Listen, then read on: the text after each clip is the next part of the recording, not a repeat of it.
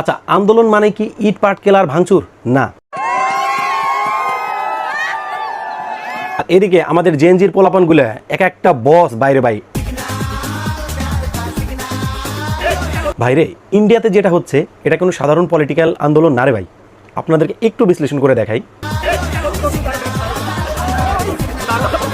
বিহার আছে না, বিহারে ব্যারিকেড দিছিল, যেটা আপনার পুলিশরা দিয়ে থাকে ব্যারিকেড, সেইটা বিহারের পোলাপান কি করছে জানেন? এটা আপনার খেলনা হিসেবে, গাড়ি হিসেবে চালাইতেছে, ঠেলা গাড়ি হিসেবে। বলেন, একজন এসেছে দেখলাম আয়রন ম্যান হয়ে, আর একজন আসছে স্পাইডারম্যান হয়ে,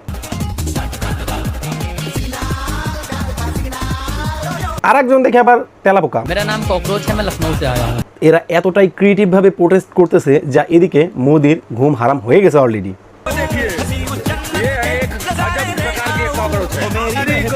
আমরা এতটুকু নিশ্চিত যে ভারতের রাজনৈতিক প্রতিবাদের এক অন্যতম কিন্তু হতে যাচ্ছে এই জেনজিরা। পুরো কস্টিউম পার্টি লেভেলের কিছু একটা ইন্ডিয়াতে চলছে। সিজিপির এই প্রোটেস্ট কি মোদি সরকারের পতন ঘটাতে পারবে?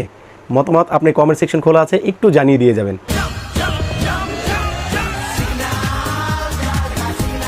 মানে আন্দোলন করতে তাদের এখন মজা হইতেছে, মানে আন্দোলনটা পুরো মজার ছলে নিয়ে নিতেছে।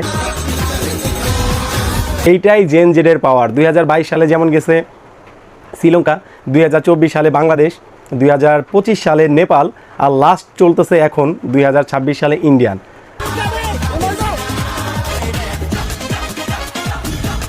সত্যি কি মোদি সরকার আর টিকতে পারবে? আপনারা একটু কমেন্ট সেকশনে জানিয়ে দিয়েছেন যে তার কি অবস্থা হবে এখন।